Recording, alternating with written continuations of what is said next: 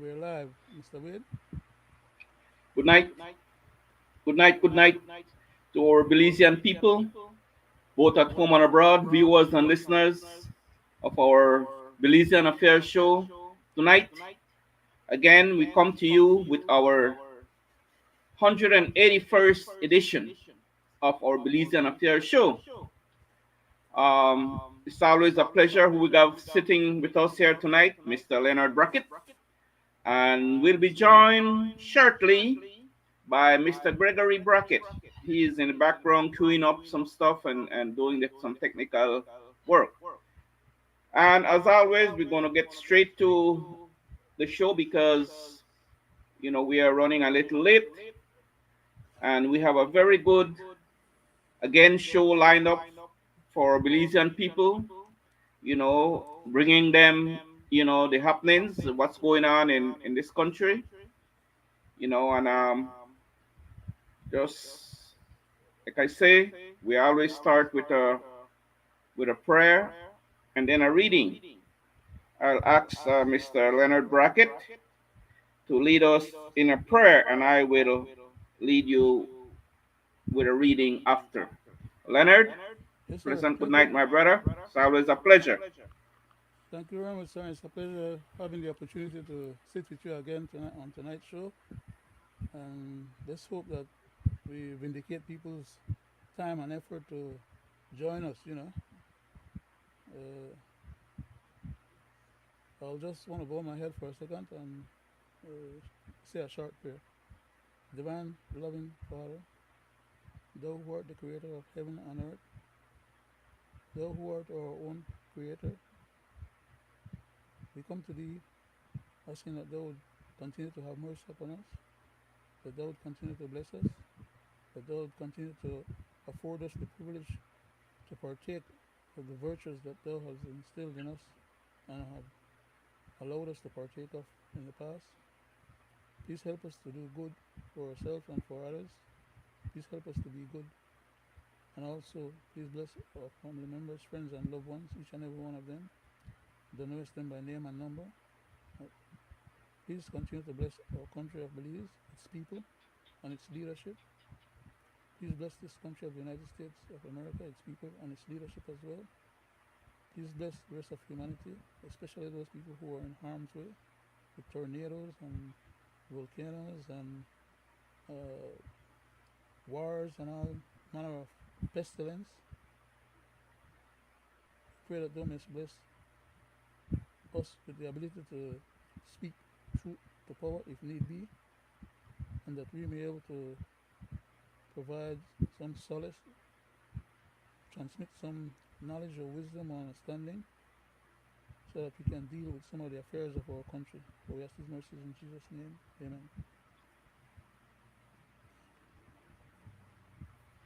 Uh, That's it, Mr. Wade.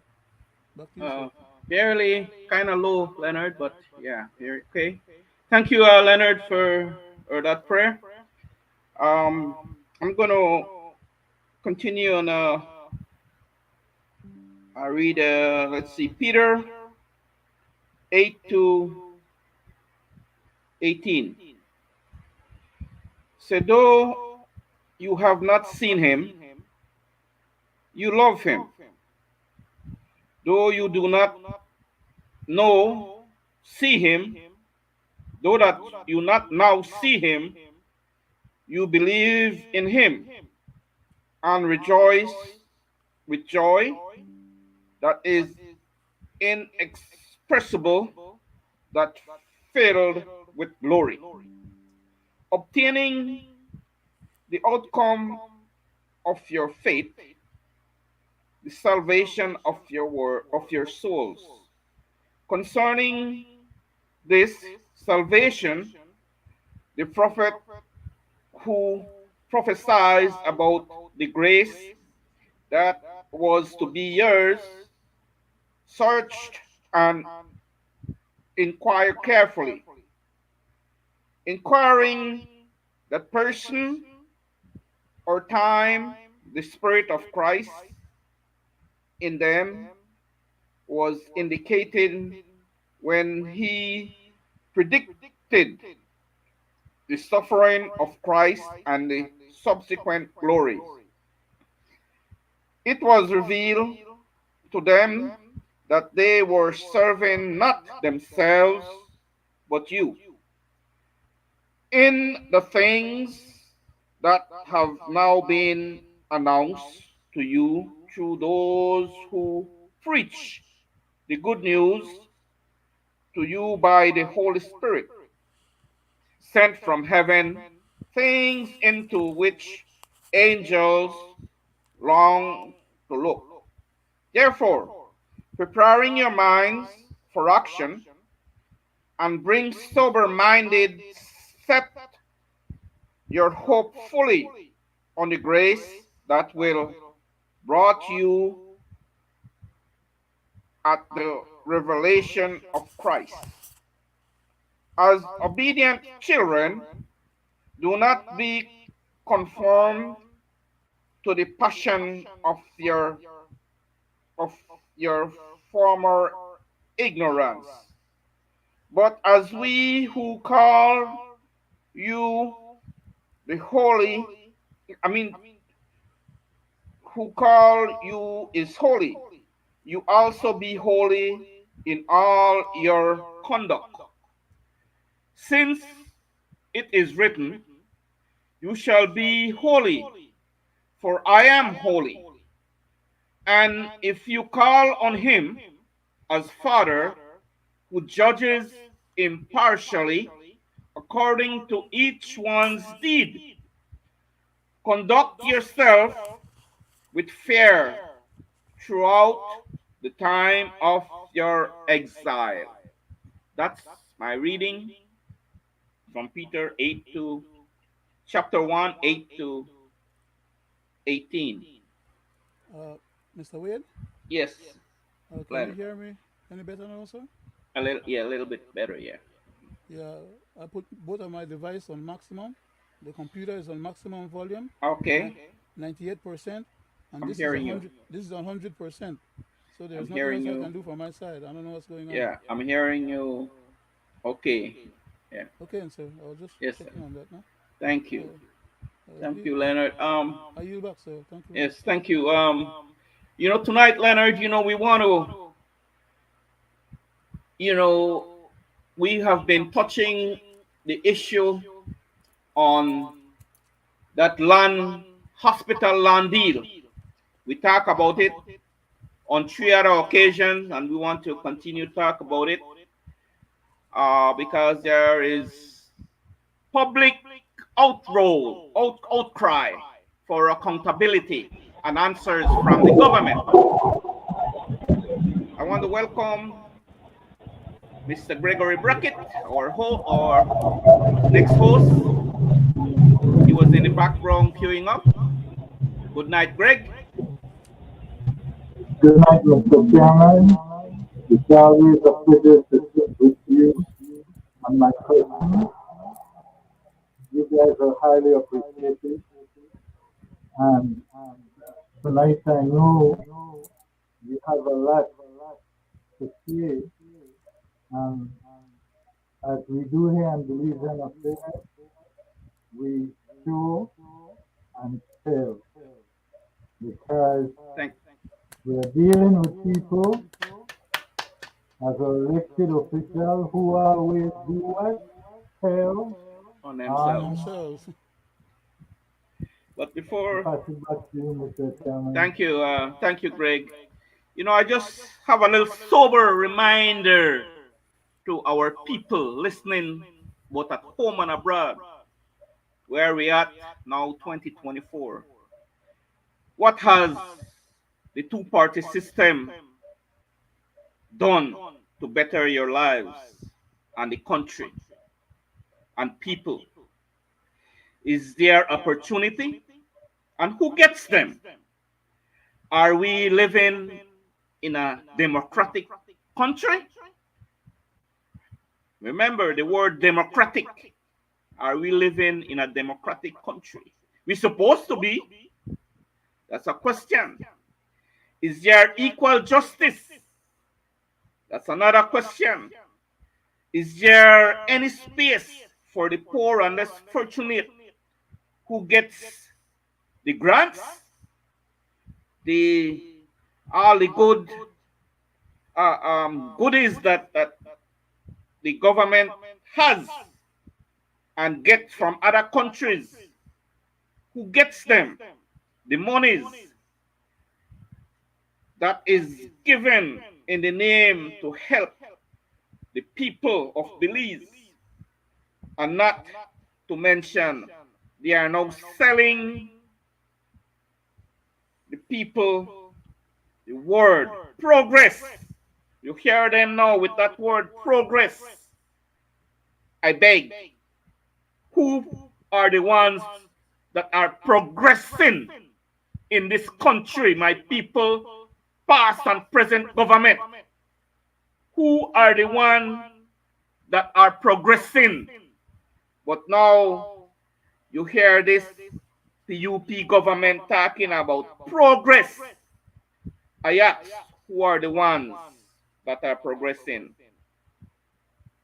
In Belize, under this two-party system, who are the ones that are progressing? That this two-party system that has governed us and this country for decades.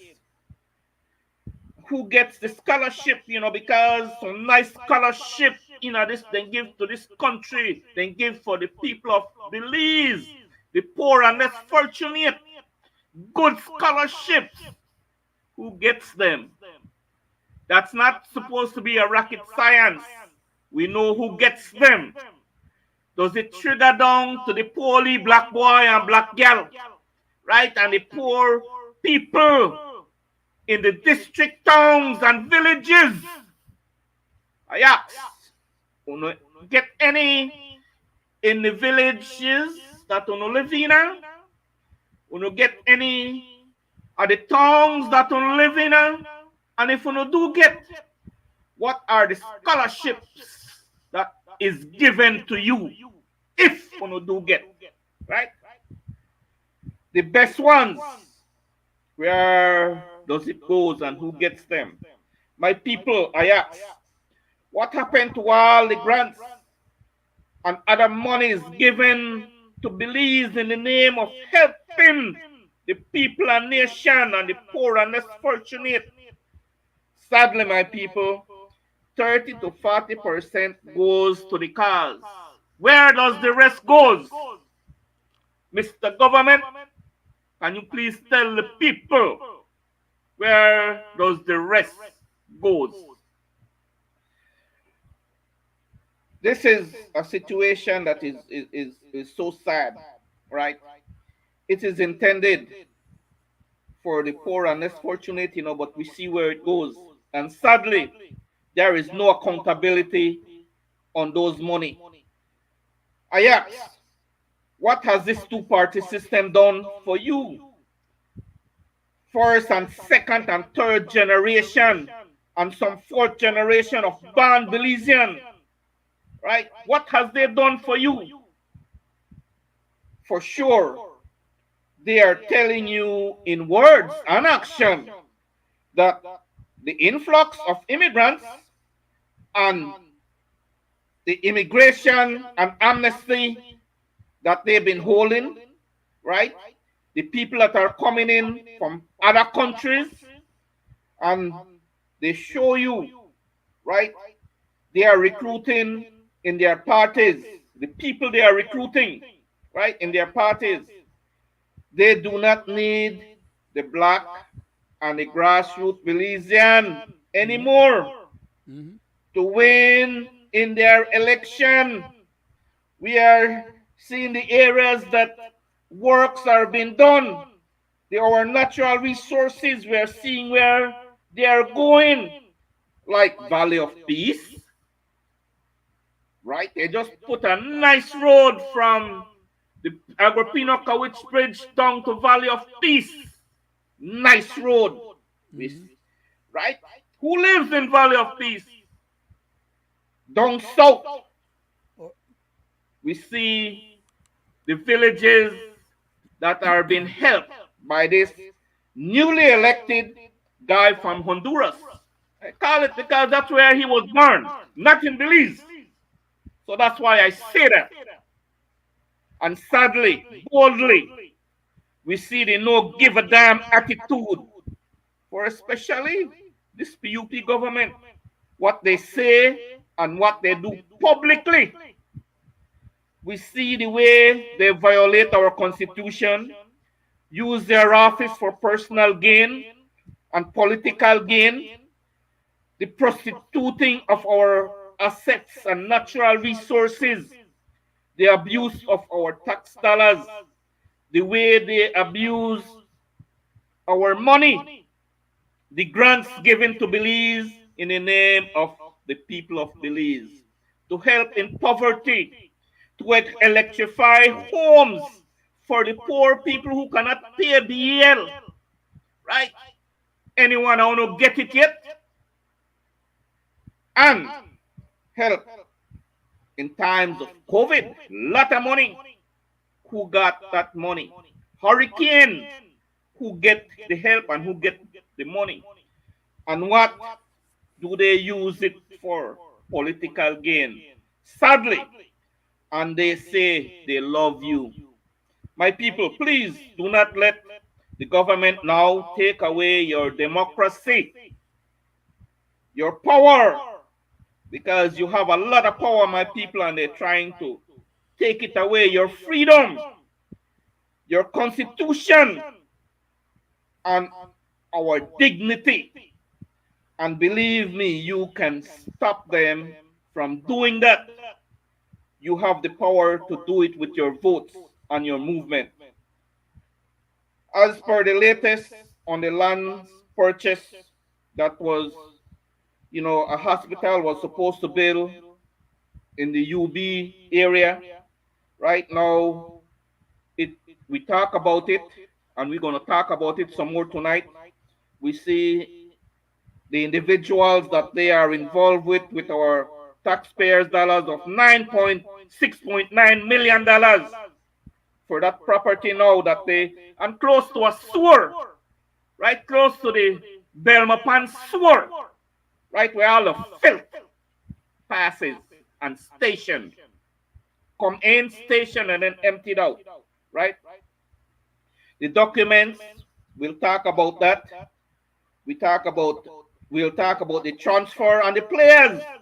The players then from 2014 to now, the players now 2024, right? Because they are players, and sadly, the outcry from a double amputee, Mr. Denfield Baldwin, 58 years old, diabetic amputee, right? He calling out to Social Security for his money, for some help, right? And they are ignoring it.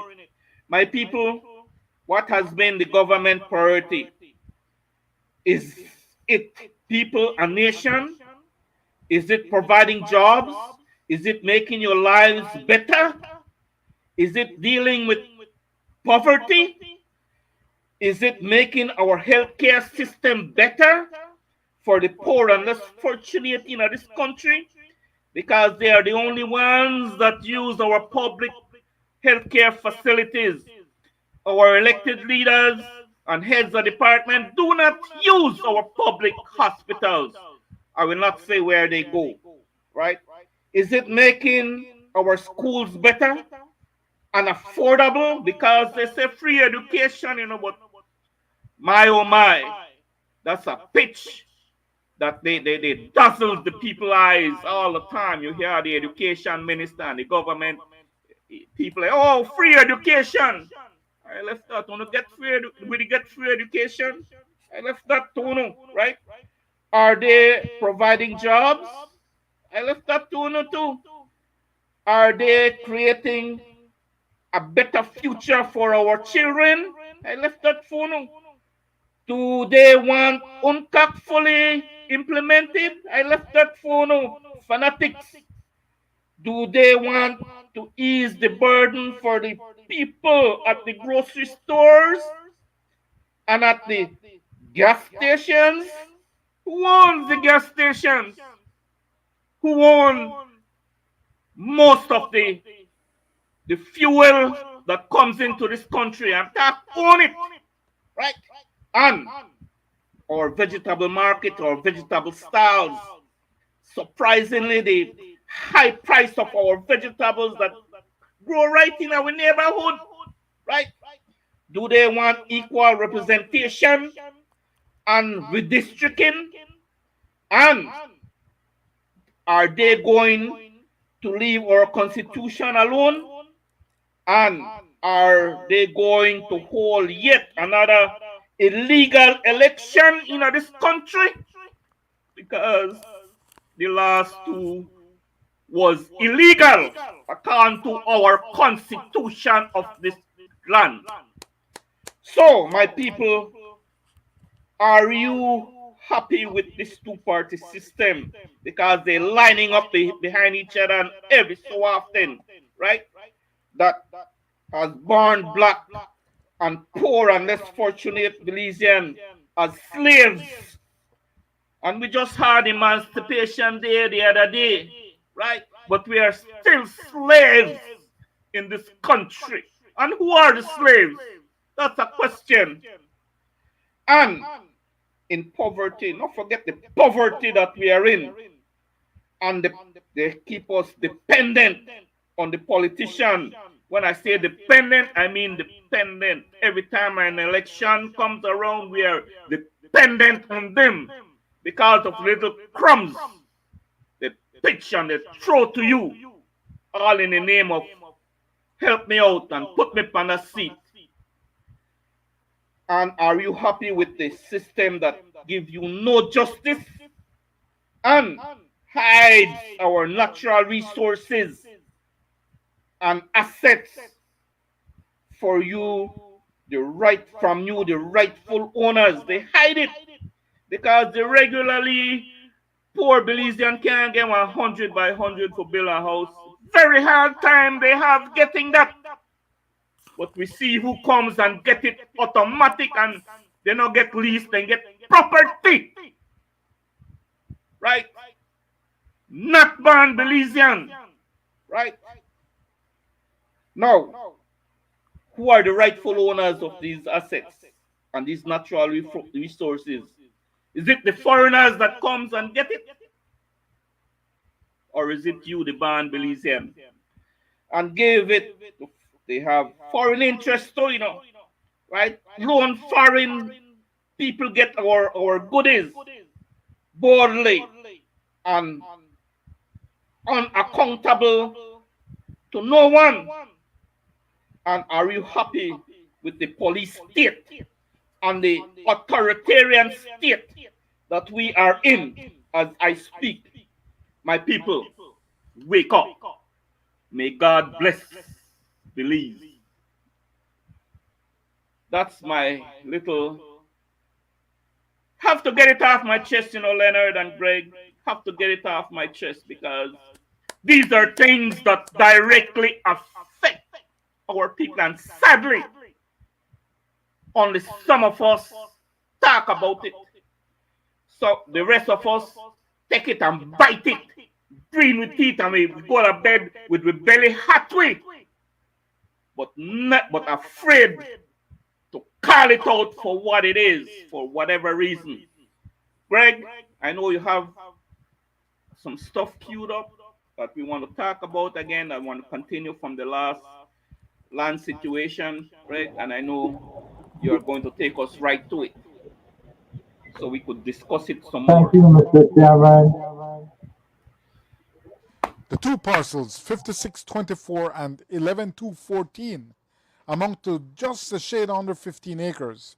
They are low-lying and what would be called bush, and even though they adjoin the highway, the property sits on a steep curve, which is also a hazard.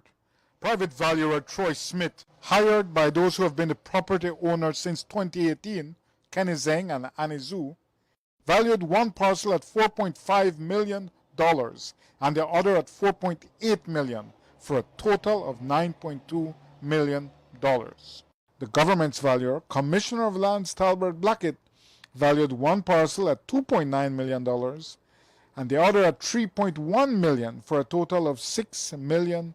The government later boasted that the final purchase price was, quote, a figure much less than what the landowners were requesting. That price is $6.9 million, which works out to $460,000 per acre. For comparison, the Belmopan City Council values one of the properties at $169,000 and the other at $182,700 for a total value of $351,000. That is 5% or 1/20th of the sale price which the government paid. But while the valuers say one thing, what does the market say? What would this property fetch on the open market? One realtor in Belmopan showed us this 28-acre parcel just across the highway, also owned by Asians. It is valued at $4.2 million or about $150,000 per acre. It is also on higher ground and is not near to sewage ponds. He told us government's price per acre for the land it got is, quote, very high. Another realtor in the capital told us the government's land is, quote, overpriced by far.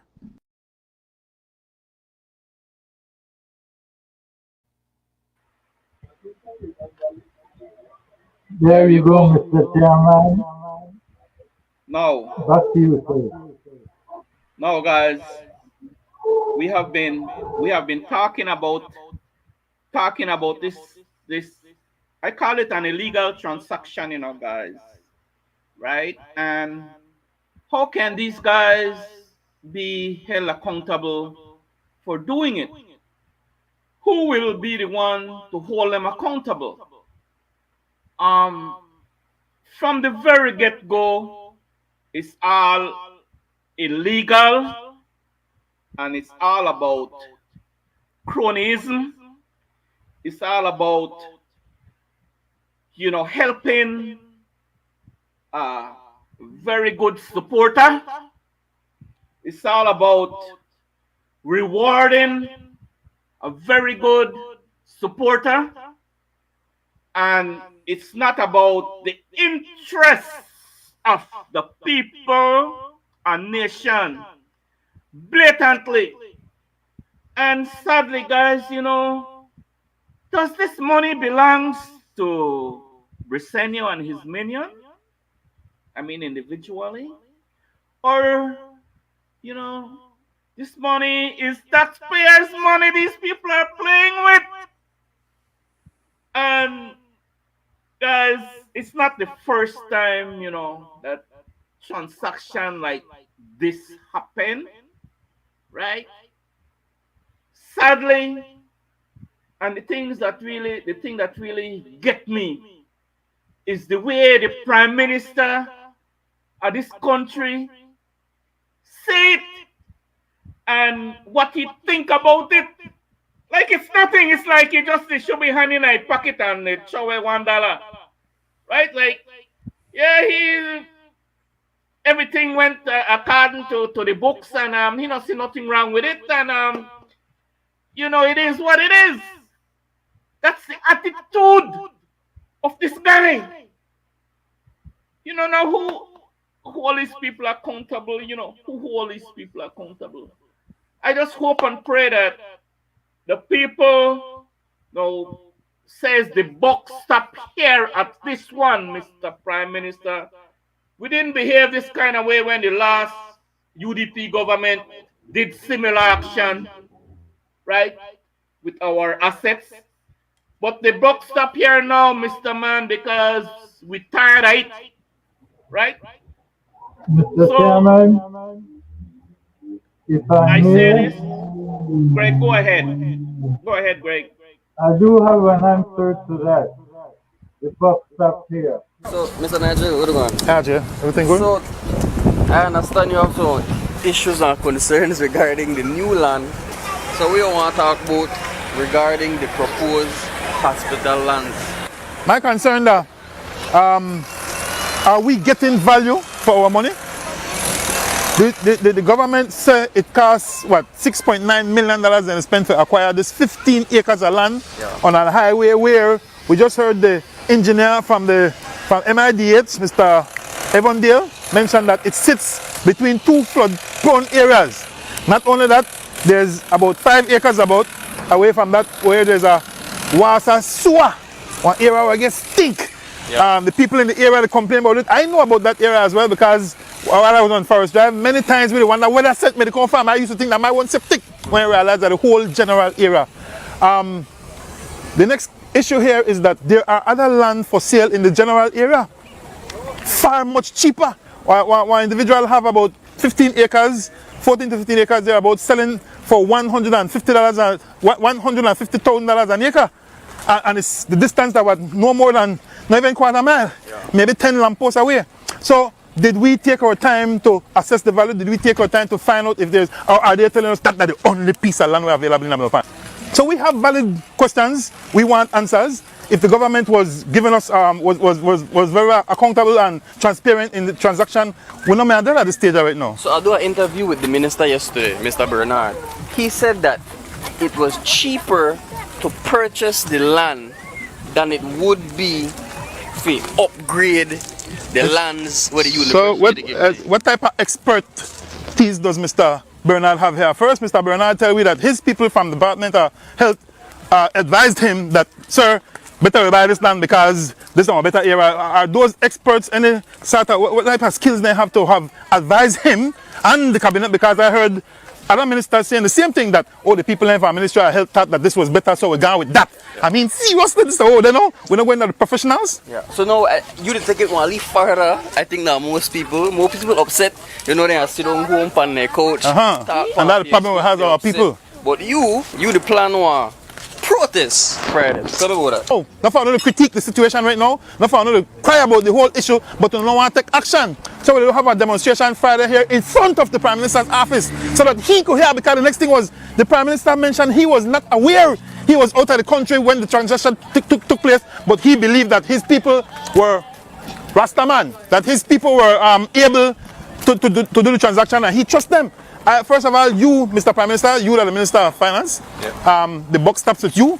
You should have protected taxpayers' money. You should have wanted to make sure that you get the value for that money. And I'm disappointed. Period. What are some of the things you hear from the people on the ground regarding this hospital location? First of all, the community I grew up in Abenopan, a bunch of people who they are public servants. They work for the government. They're afraid to speak out. They want peep from the window, and then even while you sit in the peep. So most of them people are right there open. No one even want to come out because again the same narrative. Oh, if you come out, government will victimize this, that. Well, government will never stop victimizing you, if you ask me, because they know no coward. I will call no cowards. That's the bottom line. My thing is, I've heard a lot of people complain about the issue, but how far are they willing to go? Right? What are the next steps now? You just want to complain amongst your spouses, home, and your friends, and your immediate neighbors? No, we need to start to take certain steps and send the message to cabinet that we're not tolerate it anymore. And so I'm inviting you again to come out Friday, guys, be a part of this demonstration. And if we have to start to do it every Tuesday at cabinet and every other day, then so be it. To make sure that our kids and children to come and generations to come won't have these type of issues. Because I could tell you this, many a times there are fights where we fight right now. Are fights that have been passed on to from our parents and our grandparents because they never stand up and fight. So right now, are you willing to pass on this fight to your children? I'm not. The buck stops with me.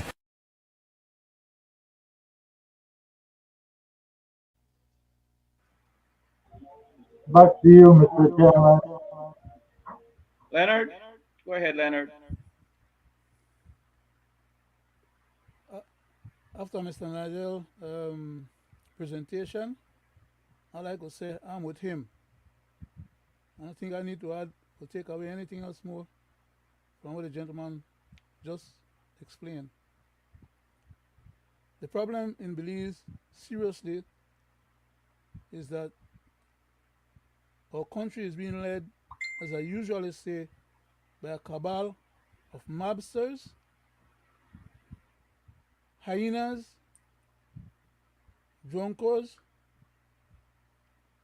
vampires, and whatever else not you could call them, because those terms or words describe their conduct.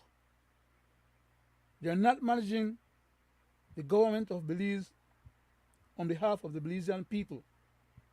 They are managing the government of Belize as if it's their own private entrepreneurship concern. And the members of cabinet, initially when this matter broke, all claim, including the Prime Minister, Deputy Prime Minister, and everyone else, that they never knew what was going on to different degrees. Yet after when people start to ask the hard questions, they turn around and they start blaming the Ministry of Health, they start blaming the Ministry of Land, they start blaming the evaluators, them, they start blaming every and anybody else except the members of cabinet who had discussed this matter after it was brought to them. They all claim initially that they knew nothing about it, but then subsequently turned around and said, oh, the matter was discussed in cabinet. They had all these technical advisors that came to cabinet. How the hell they never said that in the first instance? All of that is just a concocted answer to the questions that people are asking. And they're pretending that, well, whatever they do is well done in our name, and we must just swallow it and move on. Part of the problem, like I said initially, is our own Belizean people. We yell and I bet these criminal idiots to run roughshod over we.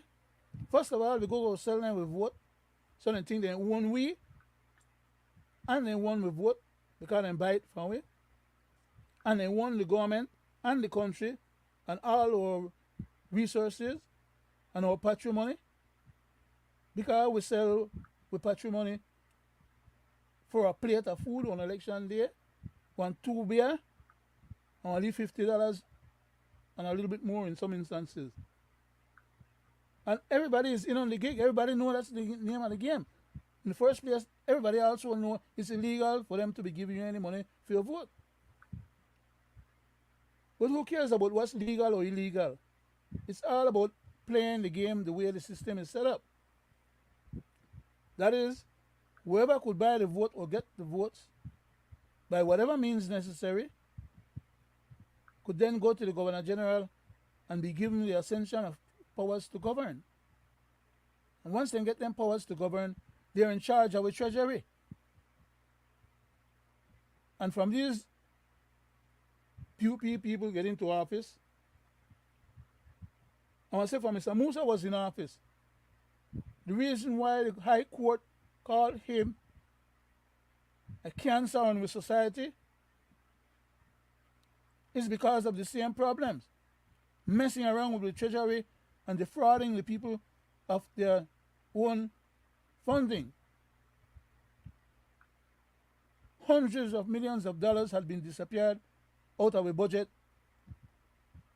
even to the point where we had a scenario where we had a group called the G7 who were made aware of the fact that they were members of cabinet but had no knowledge and understanding about what the leaders of cabinet was doing, with their support being aided and abetted by them. That was the Musa scenario. The present Prime Minister turned around and hollered at Mr. Musa, say, bring back some of the money where you care. Does anybody remember that statement? Yes, sure do. I know here nobody they holler and ask this present one. So make him bring back some of the money that belongs to the treasury to the tunes of hundreds of millions of dollars. We the hack and holler right now about $7 million. Me never hear nobody jump up and complain when the man give Mr. Ashcroft hundreds of millions of dollars repeatedly, and then get an additional concession and still have, according to the contract, $25 more million per year for the next 5 years to give the man. How many cents can you get out of 25 million? We had about 7 million right now. We they go crazy over the 7 million, which by the way is still the people's money. That's still money where we could have spent for food for the pantry. That's still money where we could have built some house for the people, or do any kind of thing what the country need. So I'm not minimizing it and pretend that well it's not a big deal. As far as I'm concerned, it's more than a big deal. Because someone else need to be in jail. Instead of just the ride roughshod over us and they pretend like, well, they can do whatever they want, and so what? There needed to be an answer to the so what. But they don't provide the answer by themselves. It takes the docile society of Belize to deal with that as a reality.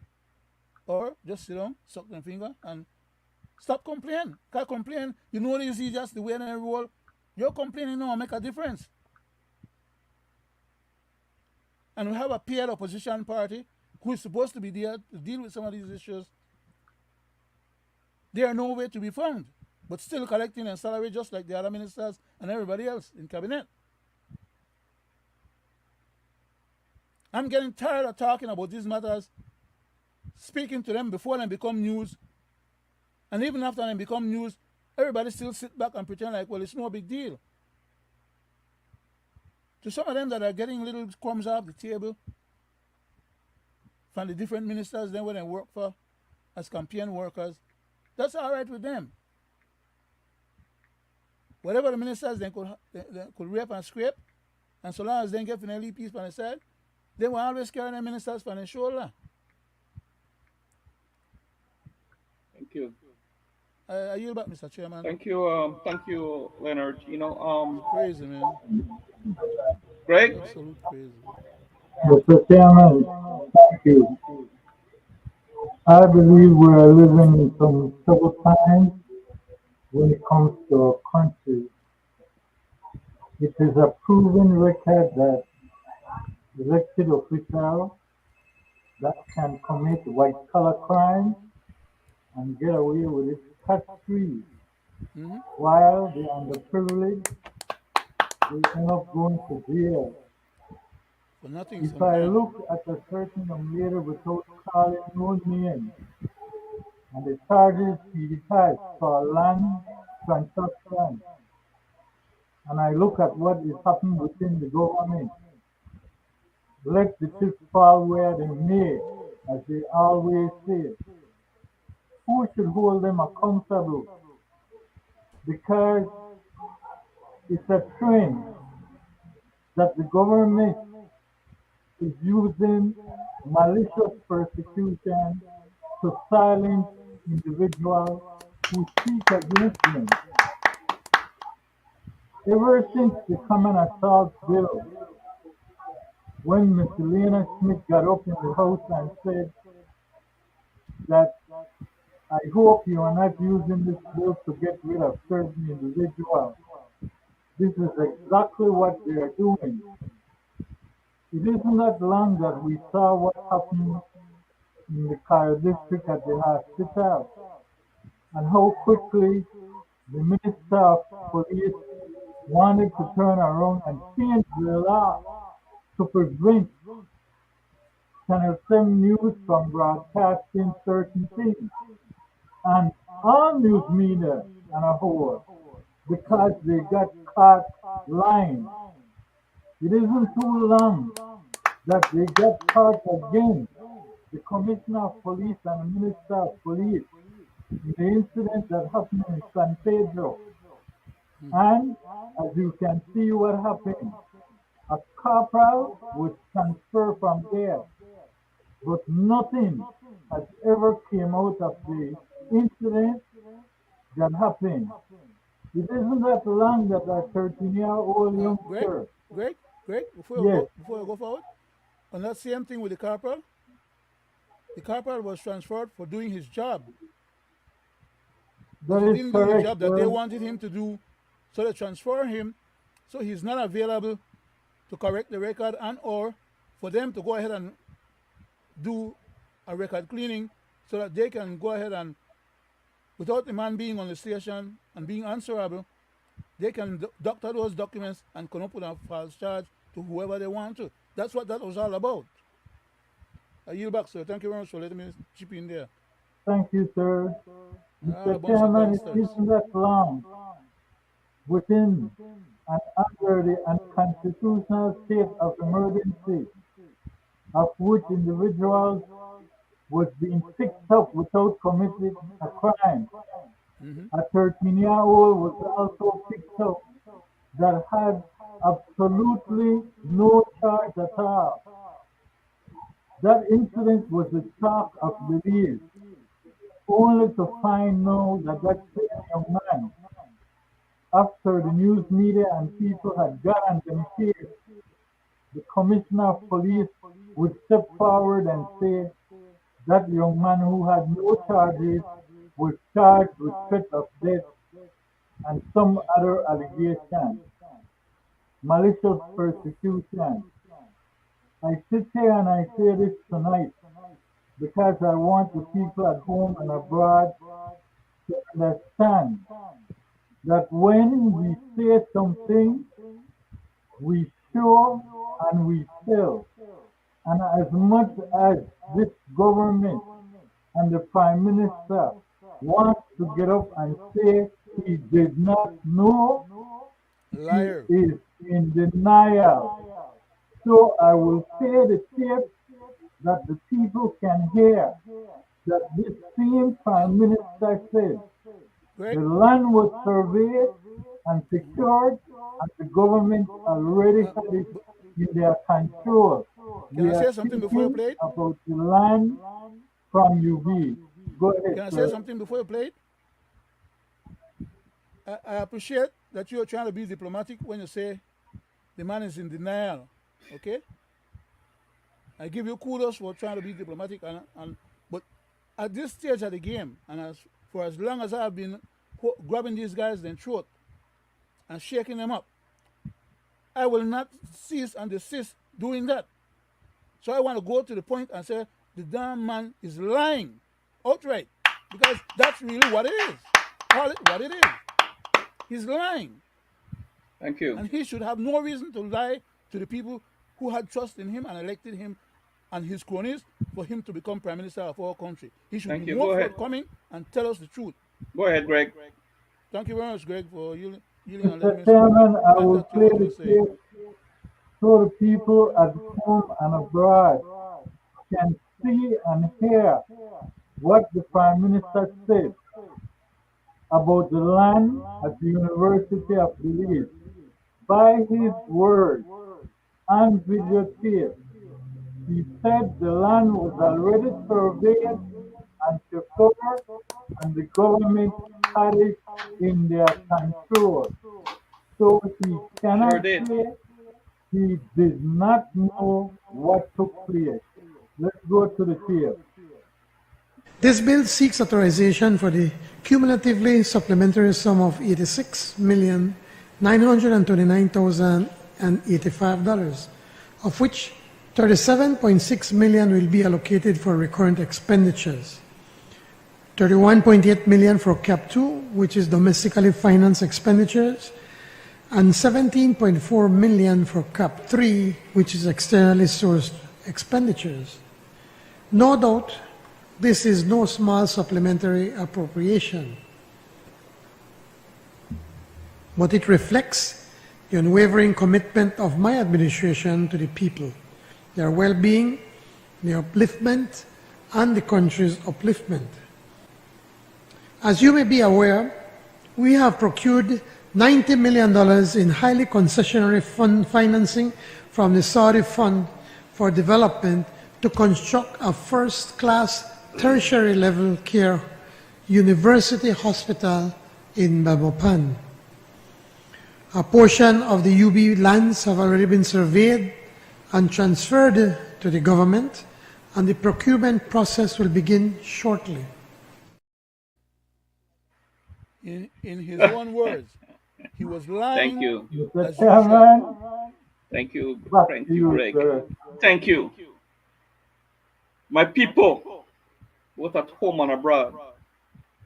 If you listen to that man, and if you had listened to previous house meetings where they go to get the taxpayers' money, right? Yeah, then guys talk about big figures, And I ask, do we get value for our money? Right? We never get value for our money. Never. Past and present government never give us value for our money because you have a man with duck up with money, you know.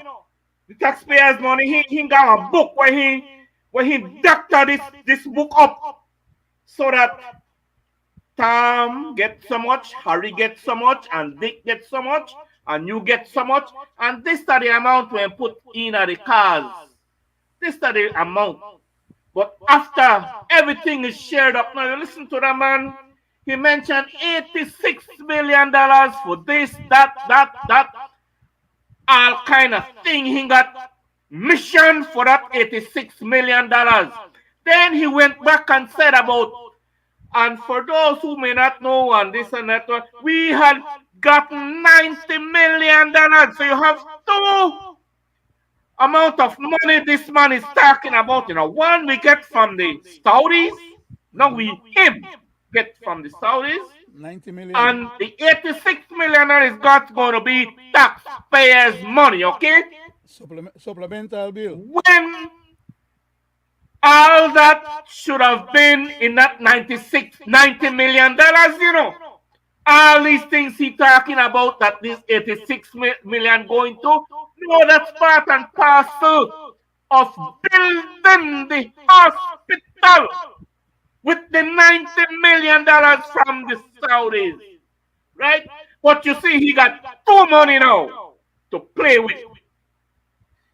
And Greg and Leonard, if you listen to these people, you listen to Brisenio, you listen to Mr. Hyde, you listen to Mr. Julius, you listen to Mr. Bernard and the other minions, they all know their assignment. They all cover up for each other, right? Now, you want to tell me, Greg, you want to tell me that it was going to cost more money to follow through with the deal from UB than this $6.9 million. And that's not to mention all the infrastructure that will have to go in to this, I call it stinkness, because I know original Belmopanese, you know. I'm in the 70s, I was relocating to Belmopan. So we know, and I know about that stinkness, that stink pan, right? When that breeze they blow, the whole of Belmopan stink, right? And they are going to build a hospital next to that. Crazy. And yeah, and then guys, you hear the Bernard guy, for him technical people. What is wrong with that guy? Right? You know, there are other lands there, guys, I tell you. A lot of bushy lands are right on Belmopan, you know. Acreage on higher ground, higher elevation, right? Right within the proximity of Belmopan city limit. Mr. Brisenio and Mr. Bernard and Mr. Hyde and Mr. Julius. If you don't know, I tell you, because I know original Belmopanese. I don't know where you come from, right? Mr. Chairman, if I may, but if the government did not want to use the UB land that was free, how come they couldn't use the people land in the asset of BTL, who have some land to sale? What happened to the land that is owned by the people to BTL that they want to sell? That's for you, Mr. Brisenio. And that is in Belmopan. That piece of land is in the Belmopan. It's in Belmopan proper. Well, and it's on a high hill. But and it's well surveyed. It's well. Guys, go ahead. It's a prime land. It's a prime piece of land. But they're going to try and get. They were saying that they weren't putting it on the market to see what high price they go get for it. They were proposing to sell it to somebody, So, and that somebody was going to buy it for a penny on the dollar and turn around and sell it to some other private investor for millions and millions, like what they do right now. These guys, they work against the Belizean people both ways. Then take away with patrimony and they sell it to other people for less than what it's worth. Then they turn around and they use the government coffers to buy it back for a hell of a lot more than what it is really worth. Multiple of times. But my question is, if they never want to use the UB campus, which would have benefited our country, spend our own money on ourselves, okay? Because UB belong to us. We finance it. They're not a private institution where somebody else own. We, the people of Belize, own that university. But let's say they never want to do the development to benefit UB campus. Why couldn't they take the same money instead of buy a piece of land and just pay the man the amount of money where he buy it from the government under eminent domain? The government have a right to do that and give the man some additional compensation. So if he had bought the land according to the Belmopan City Council's record, which is what, no, Belmopan never make those records on their own. Those records Mr. Brackett. wait. Those records was given to Belmopan City Council based on where the lands department valuators them value the property when the man bought it.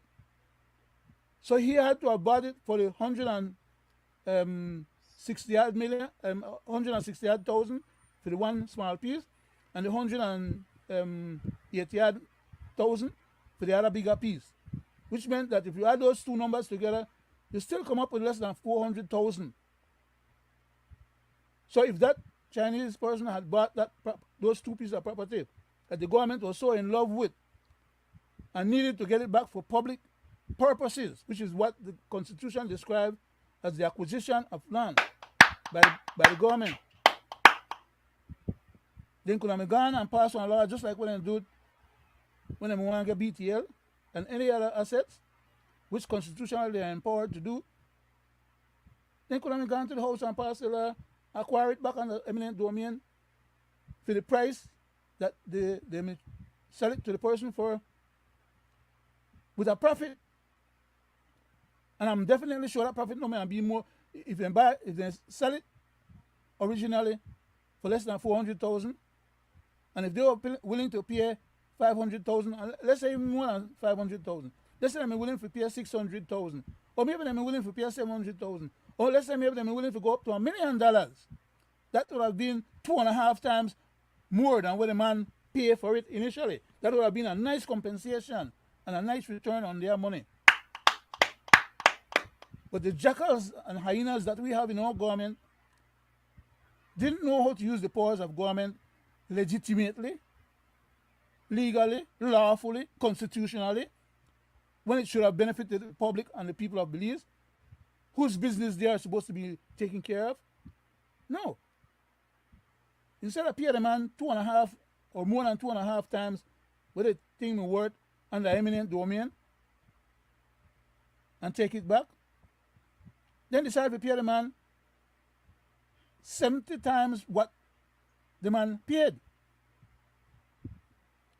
How the hell can we get to a government that is in their right mind, that are not jackals, hyenas, and vultures and mafias, to operate with good faith towards the people of the country, knowing that we are in a dire strait when it comes to economic situation? They have to depress the people so hard to come up with the money to pay the wage bill. They have to increase gas. They have to increase just about any service that you're getting from the government now. It's being paid for 3 and 4 and 5 times what that service used to value. Mr. Brackett. Thank you. Yes, sir. I'm If I sorry. may. Go ahead, sir. Go ahead, Greg. They don't even have to go to the house to make any laws to do that. The ruling of Judge Contain, the going case, gives them that right to take any land as long as you award for it. So they They could have have done it. simply just Correct. take They it have done it right in and Belmopan. give But the them back reason the for going to the value. house is that any amount of money beyond a certain amount of millions require the house, which is why initially he took Right, the matter to the house. right, The same tape that you right. just But played. I'm saying the law is already there. And you know what Exactly.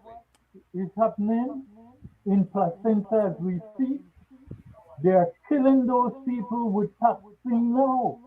Some of them can't even run their business, but yet they are giving away tax breaks to foreign entities and businessmen, as we That's will the kind of see. jackals we're dealing with. Because, Mr. Chairman, tonight is the night of most nights. I will show you and the people at home and abroad that what we're dealing with in this plantain is chronism, and it has to do with friends in high places, brother in high places, and it will not stop. So we will prove it tonight. It's a Electioneering body and body financial pass campaign. thing. Mr. Chairman, Go ahead, I Greg. want the people to listen to this. Belize's cruise tourism future still remains unclear because we still have no berthing facility for Icon class. But it is unclear if they're looking at the sun without shades, right? Please. We have a clear path of how we want to go. Um, I believe that it will all sort itself out within the next couple of months. We have had tremendous conversations with some of the bigger cruise lines, and we're looking at several options at this time. But I can almost 100% state that we will have a docking facility within the next few years. The options are clear. Either it's going to be some miracle at Stake Bank, or it will be some miracle at Port of Magical, or it will be something new at the Port of Belize. Those are the three options. All of those things are still at play. So we will see. All I can tell you is that as long as I'm involved, we will make the right decision for the Belizean people. But it's a no-brainer, and I'm giving it. We have to seriously look at the Port of Belize now. The Belizean people own the Port of Belize, and we'll see. We have to see how that plays out as well.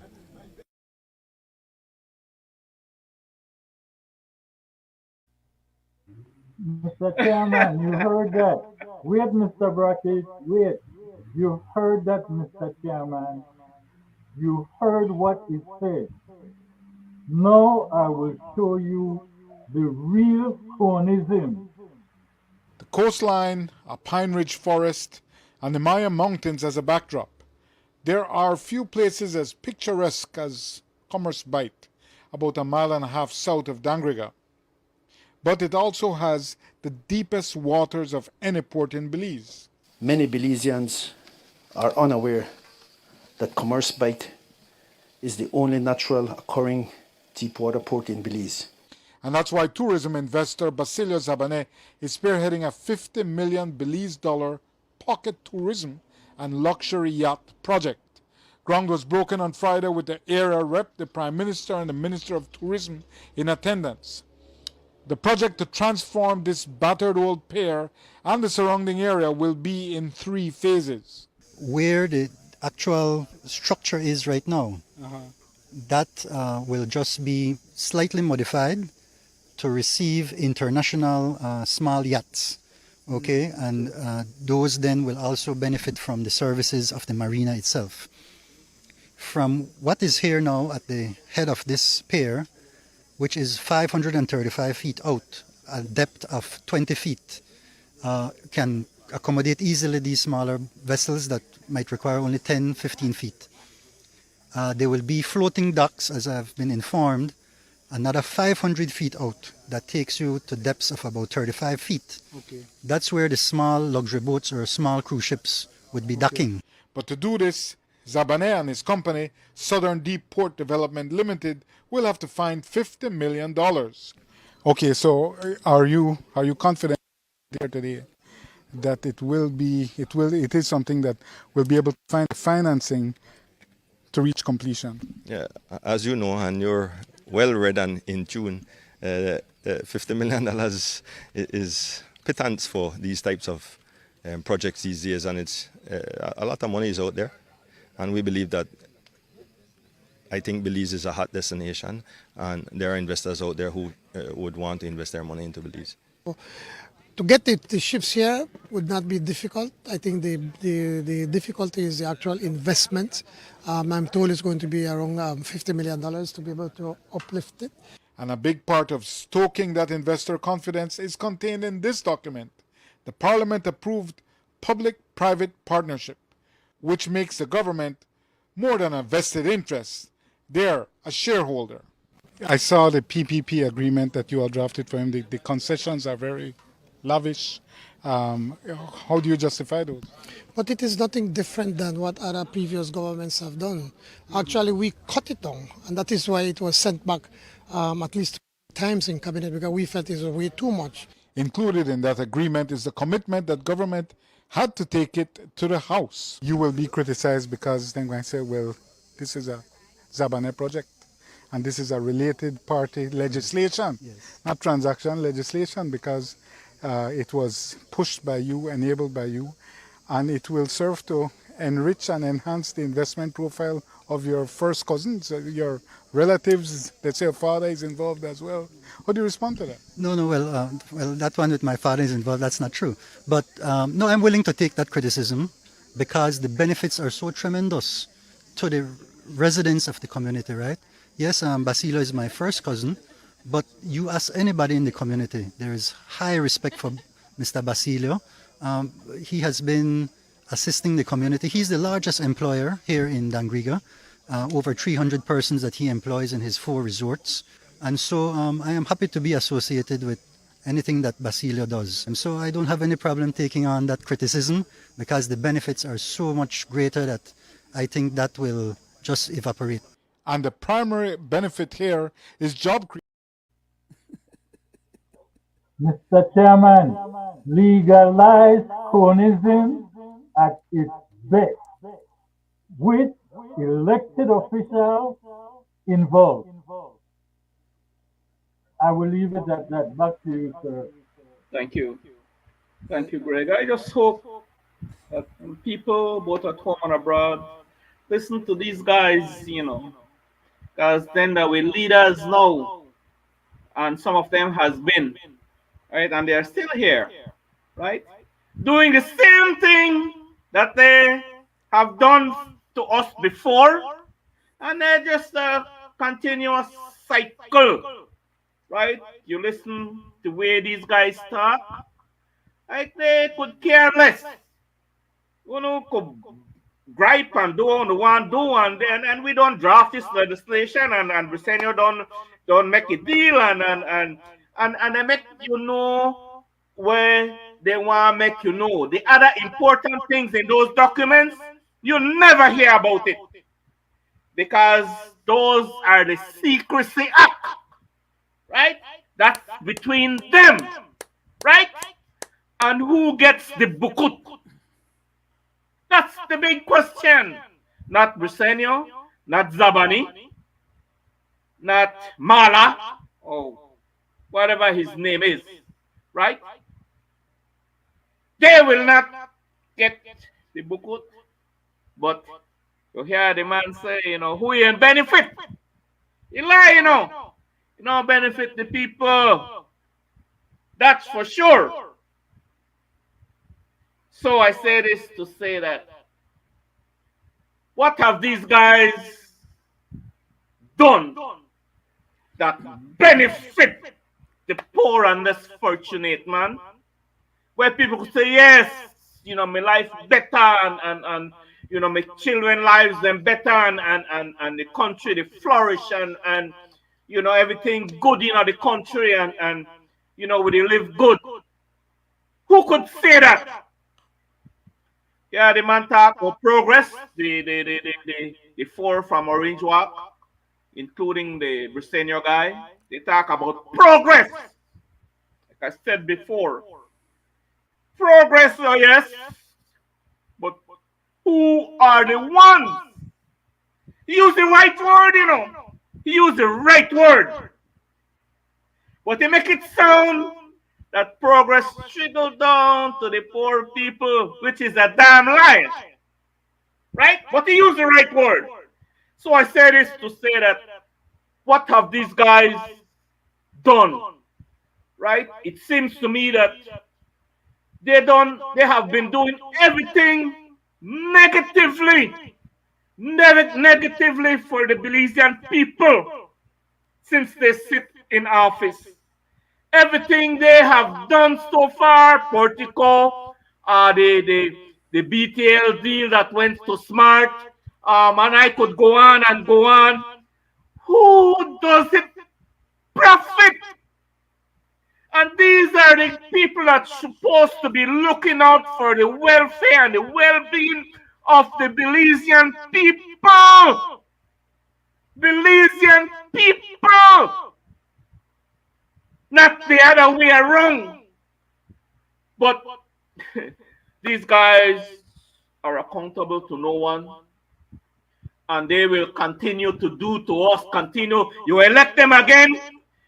Yeah, I come to a word, guys, that Miss Spitz says. Wassara. Elect them again, it's gonna be Wassara. And we like it. We like it, man. Sad reality, man. And who are these guys? They live right amongst us, you know.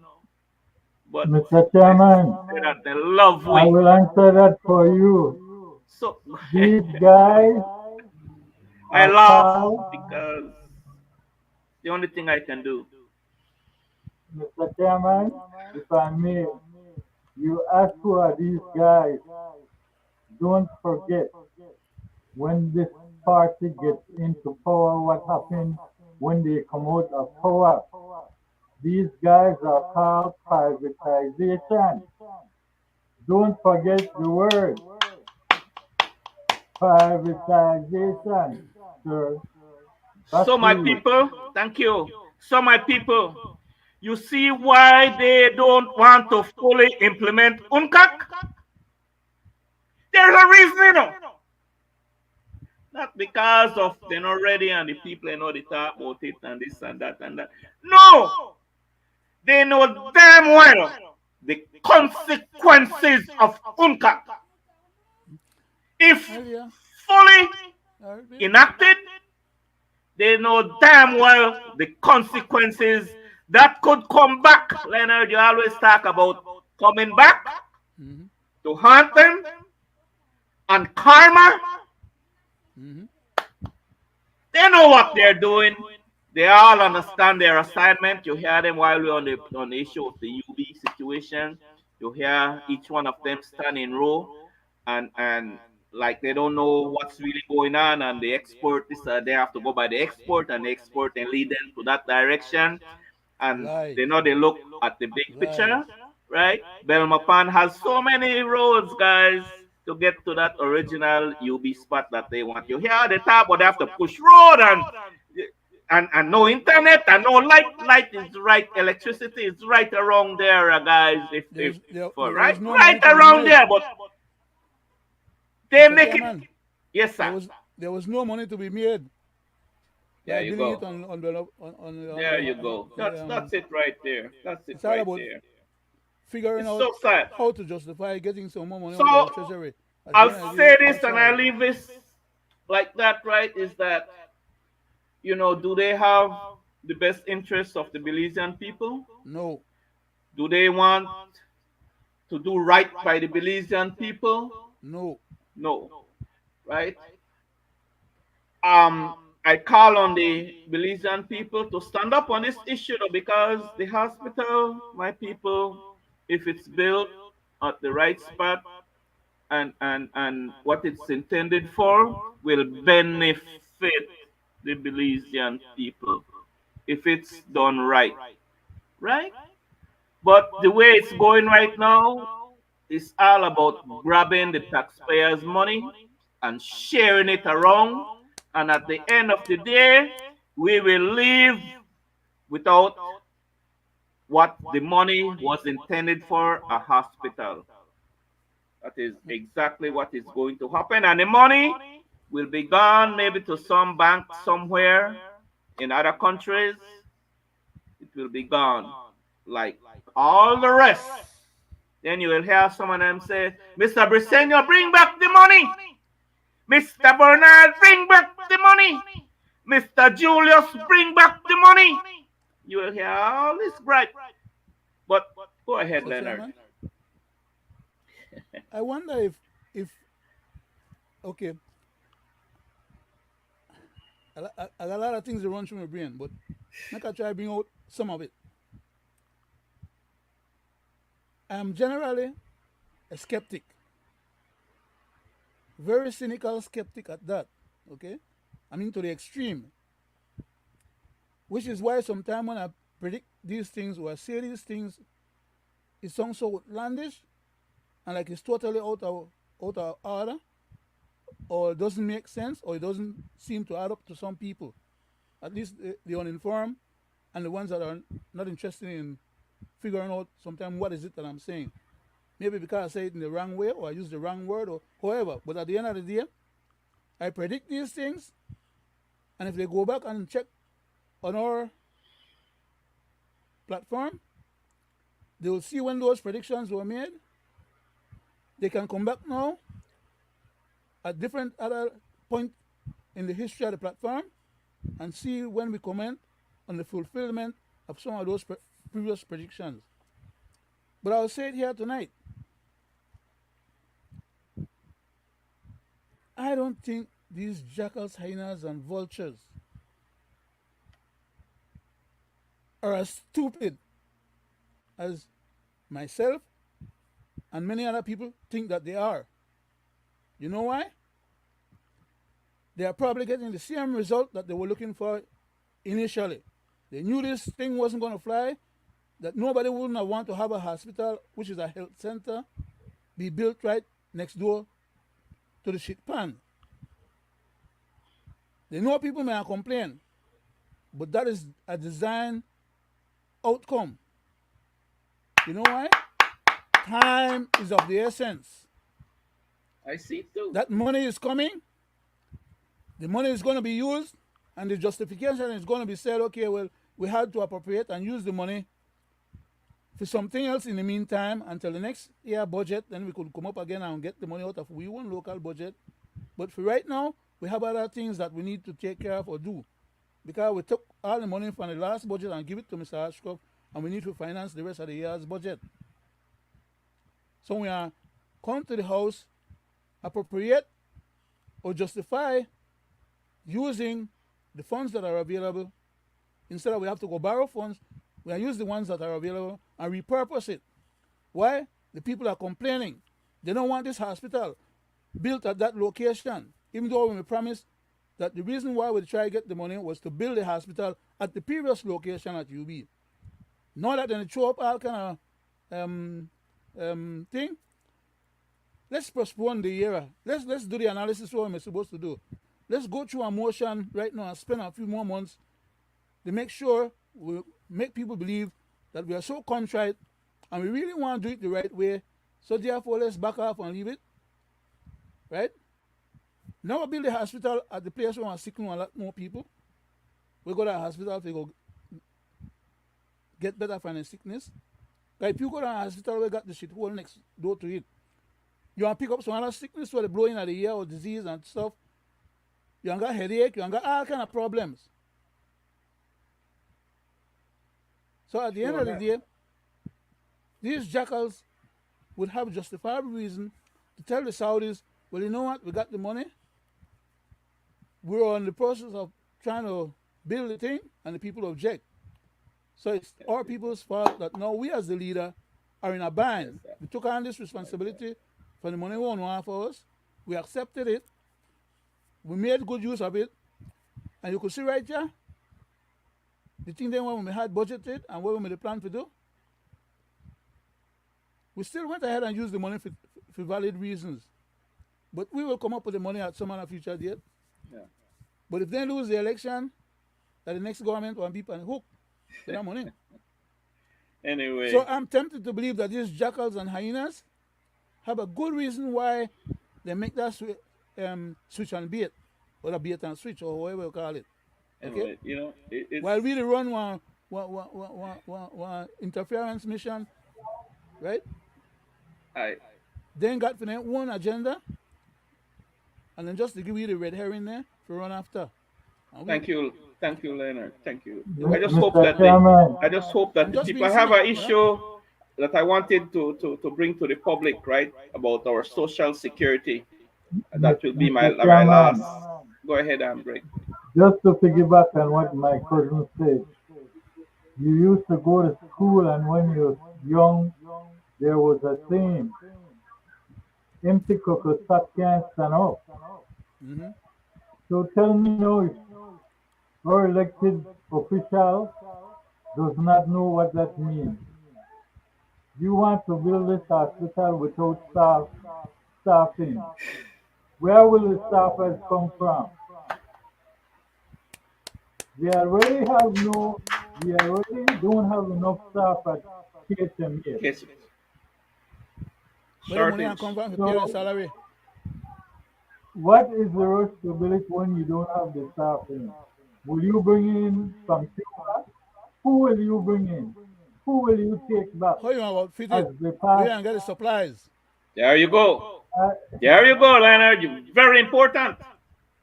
I And the know you on word top of state that, of the Mr. art, Mr. Wade. Greg and Leonard, Mr. the rate. Chairman, I brought those up because I know you're an expert in that area, so I just wanted to tickle your fancy, So I tell you, so these fools could see how far out or they are. thank you. Mr. Wade, don't forget, it will have a heliport, so I wonder if Taiwan or one of those countries will give us a chopper for it. If we cannot get one for the Belize Defense Force proper or the police or the fire service, But I This just throw means that out there. but But one is going the to. crazy minister of health said that the thing will have a heliport, but because you have a heliport, We that's why need they to need there to at come the close to the airport. airport. I don't know what about jackal idiot that man is, man. He don't have no Anyway, sense. my people, both at home and abroad, we've been beating this. This is the way we show our activism. This is the way we show our disgust, and this is the way we vent.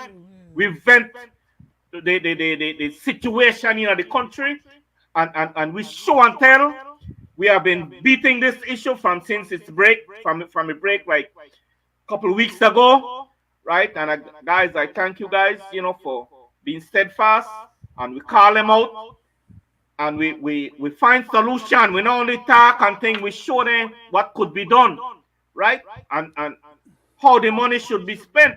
Mr. Chairman, the Deputy Prime Minister said he don't know the meaning of the word where he used to try to Yeah, yeah, explain himself. yeah. He said whatever that means. But You you don't know expect what the that other, means. you expecting that the average Belizeans who don't Yeah, supposed to know as much as he should be accepting their bamboozling. but The yes, man is just the clung out people, yes. But And Greg you and have to Leonard, wait a minute, do that, on But they're a serious, couple of man. minutes we have left, I want to They're touch this serious. again. This issue Oh, with the with gentleman. social Uh, security, Make we put right? another 5 minutes, Mr. Wade. Make we add Right, another 5 minutes. because this is the way we advocate. We had advocate for the lady that was fired and at Carl Hushner and didn't get her money and lost her eyesight and all that, and we beat it, we beat it until something had happened, and I'm so glad for that. I remember that, right? I will Make we not beat call this one name, too. but this is another one, guys, that's very dear to me, and I feel because we're talking about poor people. We talk about an amputee who is an invalid, right? Who is invalid, The man work all right? of his life. And Work all of his whether life. with my thing, guys, and people at home and abroad, whether that man had contributed not, the man is a Belizean man, huh? The man, and the fake amputee, you got no leg, Mr. Brisenio, Mr. His area representative, the minister of health, and all I know minions, all I know who they sit high and dry on the taxpayers' money and on the backs of the Belizean taxpayers, right? God, man, have some sympathy for this individual, man. If Mr. Mr. Costello Chairman, walk away with, he died and didn't pay the $3.6 million. If you could give so much money from the taxpayers' coffers from Social Security in the name of investment, and know and get that back. If Novella could go on with 30 million, right? 30 million, and all this man is asking for a measly, and he wanted to buy a battery too for his wheelchair that he has, and he wanted his little money, right? And Uno refused to give this man his money. And they're boasting Not that they your have so many money. millions. They boast that they have so much Right? millions to Leonard. Golly, man. Leonard All millions our minister could put together and give this man $10. bunch of rascals. $10 out of the monies that the taxpayers are paying you, and help this man. What is wrong with Uno? Mr. So we Chairman, advocate for these kinds of things that is so wrong. All the way. We don't have no heart, right, for the treat this Belizean, this black, diabetic, 58-year-old amputee, double amputee, not one eye leg, Mr. Prime Minister. Two of this man leg, man. Golly, we don't have no heart. Mr. Chairman, Sad. what you are asking for is governance. And these guys have no interest in governance. Governance doesn't pay them. Mr. Chairman, if I may, before you say anything else, first I want to play a portion of the tape, and you will hear what I have to say, sir. Denfield Baldwin is not the man he used to be. This once upon a time working man is now a double amputee. He hobbles around on crutches and is no longer able to work for a living. So what does he need? He is in need of a drastic intervention to get moving once again on this motorized wheelchair. And without it, he can't move and he can't fend for himself. Well, I want to tell the public, I disabled right now. I'm a disabled dude. Everybody know me. And a hard-working dude before I get like this. I work storage, I work with concrete, I work Borg, I work with Sir Mac, Chinaman Lou, dig down sewer line. I work all about. Social Security know this. Right now, I don't got no foot. In a 2019, when the corona just look for enter Belize, so what come on my him say. One time I'm going to buy me Pilinki and then one dog bite me. And I take long to go in the hospital. And when I do go in the hospital, the doctor tell me, Mr. Baldwin, we have to cut this foot because the thing don't get infected. I say, well, no problem. They left me in the hospital over 2 months and changed the DNA.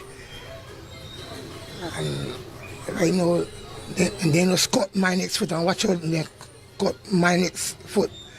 Then them cut my foot like how they cut the next one. This one I got my knee, and no, I got no knee.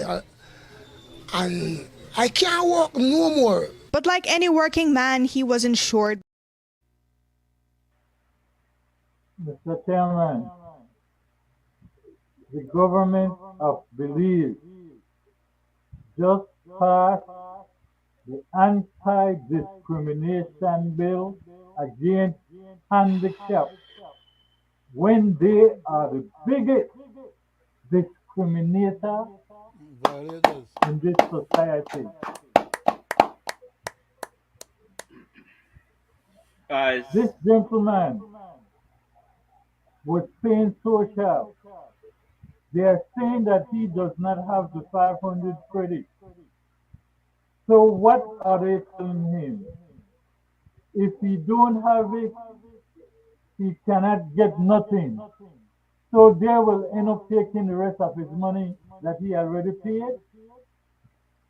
I believe that Social Security is unconstitutional, and I will do some research to find out about it because Thank you. you cannot just take people's money away from them with no return. And our constitution especially speaks about that. So we need to look up at that. Back to you, Mr. Chairman. Go ahead, Leonard. Quick comment. Social Security is pulling in a lot of funds right now. You see all them BPO people where they work, all of them are paying Social Security, or Social Security is being collected from their salary on behalf of the government. All them private people where have business have to pay Social Security because of the employees then when they have. And that are throughout the whole country, not just a Belize or just a Belmopan. I'm talking about thousands of people with one business or operate have any kind of business operation that involve one, two, or three employees or more. You have to pay on Social Security by law. All that money is collected by Social Security and then turn around and then give who they want scholarships instead of then give this man some money, right? Then turn around and then lend money to who they want to lend. Of course, then say they lend it out so they could get back on return or make some money out of the money so that by the time people need their services or whatever when they get older, because then they plan for long term, right? They know the plan for right now, all the money when they collect, they know if you use right now for pay the benefits of the people who no need them. The people who no need the benefits, then try to find ways to dispossess them, deprive them, or disqualify them. So that that money can go into the hands of their favored entrepreneur who come there with all kind of dead raise scams, and then the government proceeds because I'll tell you, Social Security is not an independent agency or entity, okay? It's supposed to be a semi-government authority. But the ministers, them, and the government, the Minister of Finance primarily, the Prime Minister, as a matter of fact, and the other ministers, them, who deal with some of those affairs, they can call up at the Social Security Board members, them, and influence them to give loans to their preferred cronies, or sometimes to their own self, or their own family members, right? Because Social Security, they collect millions upon millions upon millions of dollars. And the way they have it structured is that they have to invest the money and can't just put it in a bank and have it sitting down there for when people need it 10, 20, 15, or whatever years later on. They invest it. And when the money invested, and if they don't have enough cash flow right now, they can't pay out sometimes the amount of benefits or things they have to pay. So they stiff some people, just like the government. When they don't got them cash flow, they don't pay the retirees, they don't pay some of the other people, them, which is a different program than the one from Social Security, by the way. But at the same basis of operation, the same mindset, the same attitude, contempt for the people who put the money there, and when they need it, they can't get it out because they can't go take it out their own self. It's under the control of somebody else. And the ministers then go call and get those monies loaned to preferred people, and therefore sometimes the money is not available as a cash flow. And then, I'm going to call in their loans when they got out there outstanding. In fact, so, like you said, somebody like the Novellos and many others, they never did pay their money. The Courtney never paid that money. I'll yield back, Mr. Chairman. I have a lot more to Thank say, you. but the program is Thank far you. It's beyond about limits. time, and I just The next few that minutes to just wrap up. break my heart, guys. To see the situation that's taking place in this country with our poor black and handicap. amputee, sick people, and this man here, Mr. Government, he's not hiding his Contempt. Criminal contempt. right, right. So I say this to say that that's a no-brainer. But why they put this guy through this, right? I give you just one real quick, where you could get the money for give this guy, right? What happened to all the retirees who had died and never did, right? Get their benefit, right? I could give names, right? People that leave this country and just say to hell with it and no keep that, right? Leave Belize and go abroad. Where are these people money? Take the little money, man, from that these people had left in our coffers, right? Take a little out of one of the abuse, right, and give it to this needed guy, man. Have a heart, okay? Do the right thing and help this individual because it breaks my heart. And I know a lot of people out there, not like what they see, right? And like I say, we should have a government that's about people, right? That's about, this kind of situation, right? To help, right? Mr. But Chairman, what we got? They help who they want, sir. See what the minister of health did? All them people are orange work there, whether in the Prime Minister division and in the division too, the Minister of Health and the other division, the 4 divisions are for orange work. Yes. People could get service for free, and most of them people are banya. So if we assets and if we party money could get subdivided to them people, but we're not supposed to share in it and get none, as in the case of this gentleman. So Leonard and Greg, to close it off, it's a crime to be black, poor, and sick and disabled in this country. It's a crime. The way I see it. Call me anything you want to call me. And then okay, right? They punish. So guys, I hope that our program tonight be beneficiary and they take away something from our program that we are calling out, right? What's going on in our country, and we are a voice for the poor and less fortunate, and we are about people and nation. One point before you finish, will you wrap up? Go ahead. Our government have money set aside currently in the present budget, and they could go and ask for supplemental if they want to, seriously want to, as well as they have money coming to them from the US for this program when they sign up the other day where they get 225 million US dollars. 250 million dollars Belize. So they want to get additional money from other places. Why can't they help this gentleman when in fact the money they come in the millions and hundreds of millions of dollars to precisely help the country and the people of the country?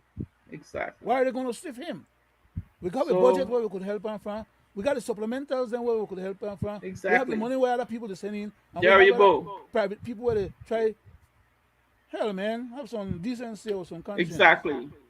Guys, it's always a pleasure, Leonard, Gregory, to sit in your company. It gives me great pleasure to sit in your company because we show and tell and we speak. We are about people and nation. And we always, like Greg says, we show and tell. So they cannot say otherwise. These things that comes from these very one people mouth, right? So you decide, my people, and wake up. Please wake up, as the worst is yet to come. On that note, I want to say good night. Mr. Chairman. Nice program. Good night. Good night, Mr. Thank you, guys. Greg. Nice good night. program, Greg. To our viewers and listeners, thank you. Greg, take it away. Okay, gentlemen, you ready? 1, 2, 3.